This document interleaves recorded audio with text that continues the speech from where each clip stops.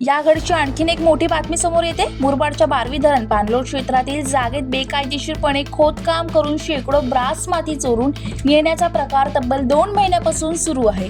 हा सर्व प्रकार जनशक्तीच्या कॅमेऱ्यात कैद झालाय। आपण पाहतोय शासकीय मालमत्तेची उघड चोरी होत असताना महाराष्ट्र औद्योगिक विकास महामंडळ अंबरनाथ कार्यालयाचे संबंधित अधिकारी यांना या घटनेची माहिती देऊनही अधिकाऱ्यांनी जाणीवपूर्वक दुर्लक्ष केले।